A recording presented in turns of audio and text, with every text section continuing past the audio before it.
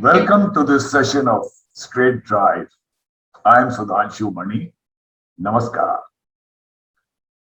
Friends, many all across the globe presented their analysis related to COVID 19 over the last few months and many predictions.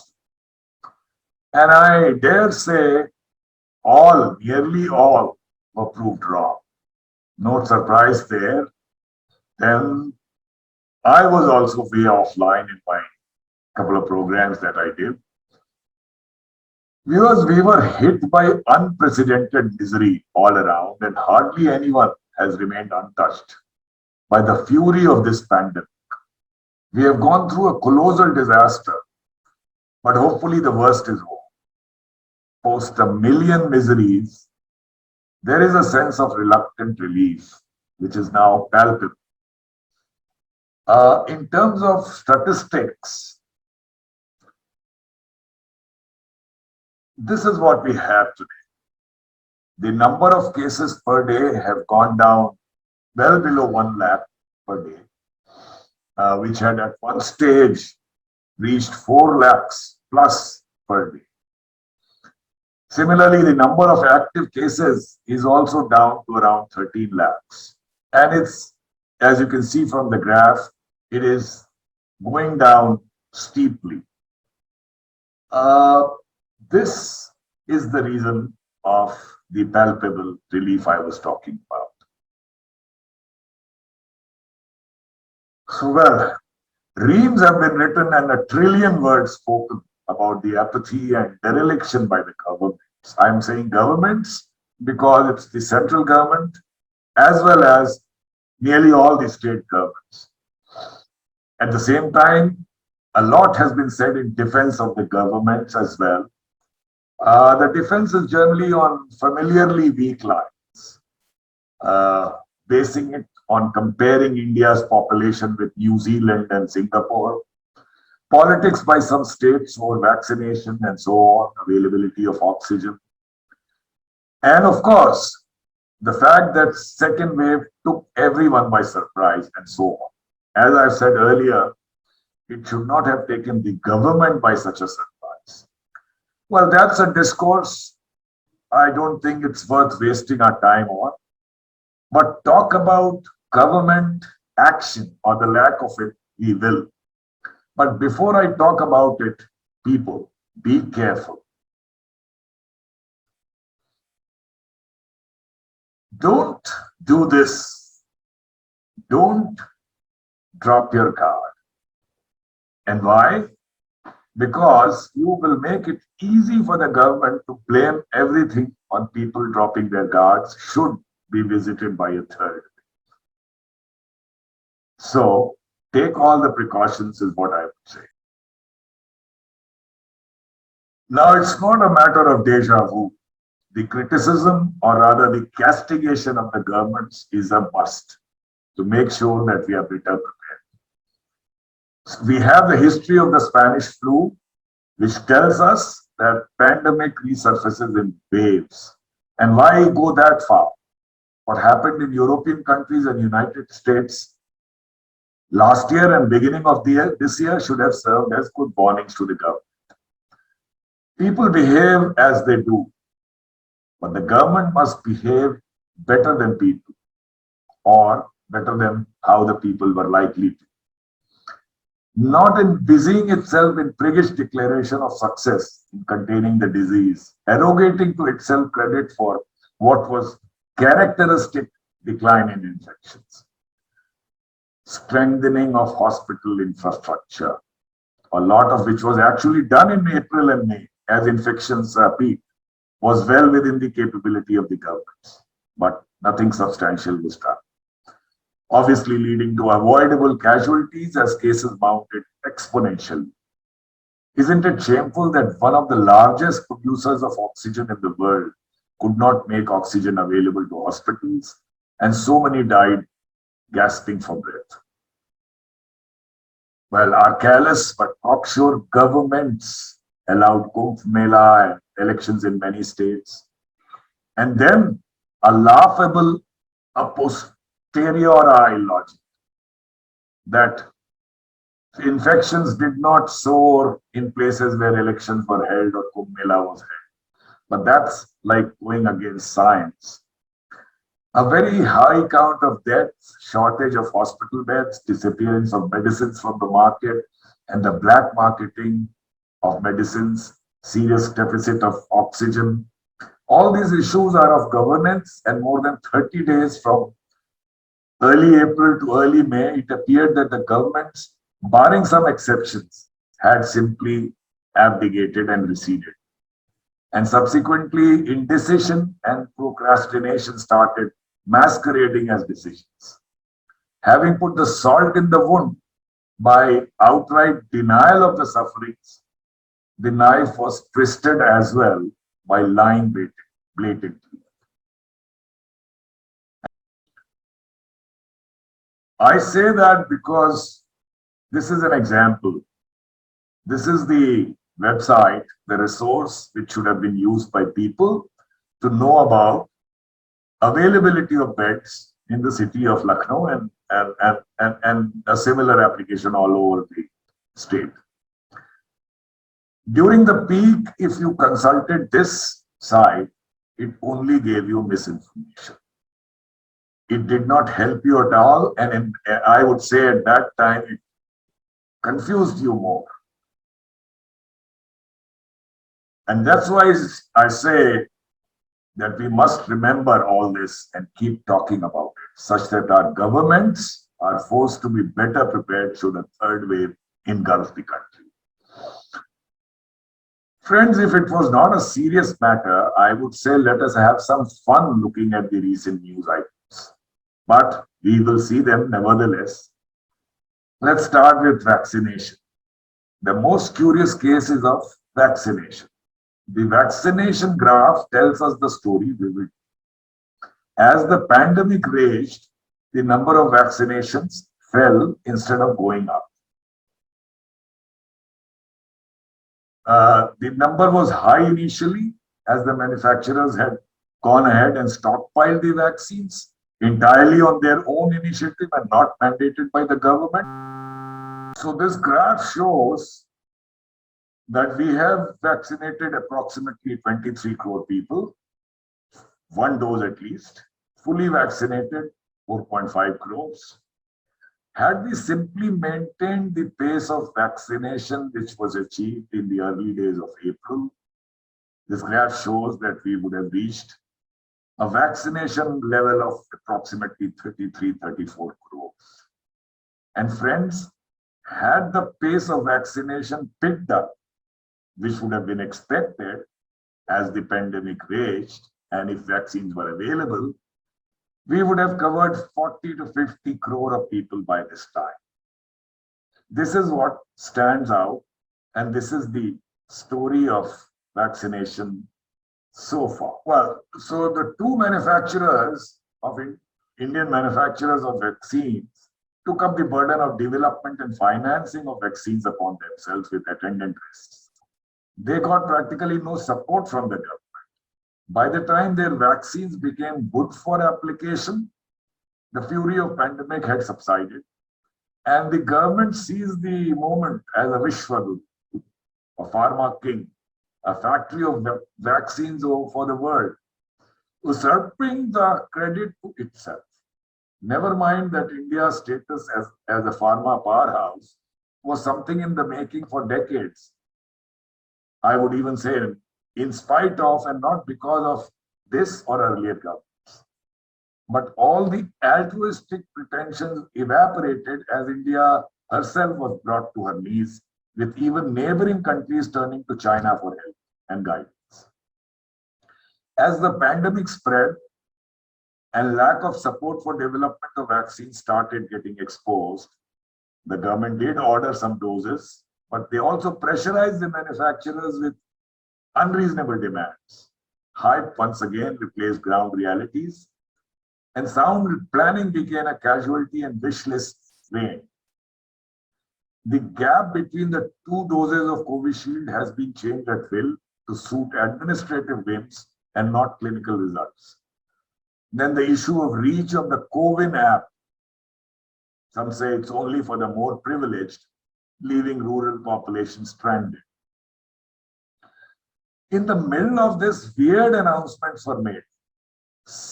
I will show you one sample of what was said by a member of the Niti Aayog. This was Mr. Dr. Paul of Niti Aayog. Now, what you see on the screen, if you read what's written on the right-hand side, all this is like a fairy tale. So availability of vaccines, I would say like water of India. This was not time to make, first you don't book enough vaccines and then you make tall promises like this is something that I have not been able to understand. Because it was not a question of selling dreams. It was a question here of actually vaccinating people. The state governments, without fully realizing the issue of availability of vaccines, demanded freedom to acquire vaccines. And well, I think the central government saw it as an opportunity to confuse the issue and finalized a procurement formula with differential rates for itself, another rate for states and private hospitals. First of all, if the intention was to afford free vaccination generally for all, why these differential rates for center and states? And if the center wanted to have a wider reach with paid vaccination to those who could afford from private hospitals, was this 25% apportionment not too high? Well, about this differential rate for states and freedom to import first, the less said the better. Nothing short of creating competition between states when the entire country was in dire straits, reeling due to non-availability of vaccines. Friends, having worked in government all my life, and more importantly, having decided many tenders of public procurement valued more than 1,000 crores, I can safely tell you that it takes a lot to decide large tenders and to do it expeditiously. But did the state government or governments have that? You know, vaccines are of several types with their own protocol for storage, and a common bidding process would hardly work. Would these babus of the state government be able to prepare a bid document with technical specifications for diverse type of vaccines? A government with a sense of purpose would have negotiated deals individually with manufacturers, with different pricing with a single point agenda to secure as many vaccines as possible, given the emergency. UP government, I take as an example, decides to procure millions of vaccines from international markets. They float a global tender very soon, in the beginning of May. Then they hold a pre-bid conference and they say that 6 firms have attended it. It's like a regular procurement process which is going on. Does not show any sense of emergency. And then it amends the tender document so that Pfizer and Moderna can also take part in it. Comes a time they have to further extend the date of submission, and you have on the right-hand bottom the Chief Minister himself saying that we have been pursuing it and we have changed the bid document so that Pfizer and Moderna can also take part because their storage levels are different. Okay, the story does not stop here. The rigmarole goes on, and early this month, they finally accept that there is no response to the global tender, and they try to extend the date. As this goes on 8 June, or was it, on 8 June, the Prime Minister announces now that states won't have to pay for the vaccines and entire control is once again being taken by the central government. So all this past more than 1 month, practically nothing was achieved apart from boiling the ocean and being busy in an exercise which was not going to result in anything positive. One gets a sense from these series of news that it was nothing but a charade and diversionary red herring by some states to quieten other states for the time being. If it were not serious, as I had said earlier, I would say that it was like a burlesque which was being played out. There is some other news also which I would like to present to you today. Well, as you see on the 25th of May, we heard that center now allows walk-in vaccines for all adults. When I went for my vaccine in first week of March, when it had opened for everyone above 60 and those with comorbidities between 45 and 60, there were two queues. The walk-in registration was being done right at that center. And of course, the pre-registered people. Somewhere down the line, this practice was perhaps stopped. And as all this confusion mounted, this was again permitted. All this back and forth, I have not been able to understand. And then look at this, to my mind, a funny news where NHA chief declares that the vaccine demand supply gap has been reduced from 11:1 to 6.5:1. What is the sense you get out of this news? At that stage, hardly 15-16 crore people were vaccinated in a country where the demand is at least 100 crores into 2 doses. Does this number 11:1 or 6.5:1 make any sense to you? It doesn't to me. What remained to be done for the last couple of months is take the vaccination pace from the dipped pace of 15 to 20 lakhs per day to 40, 50, even above 50 lakhs per day to ensure safety of our people. So this was just a statistic which had no meaning. Then, of course, you are aware of what all was going on in Supreme Court, apart from various high courts. And the government said that it has declared, as you know, that the jabs would be available for all by December. Now, this all is not very clearly defined yet, to my mind. And Supreme Court has already said that the vaccine policy for 18 to 45 is very arbitrary.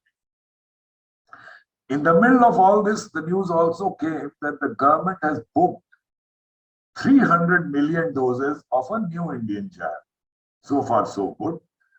This also shows that an alive government, a caring government, would have done this 6 to 8, 10 months back for the couple of vaccines which were under development in the country itself.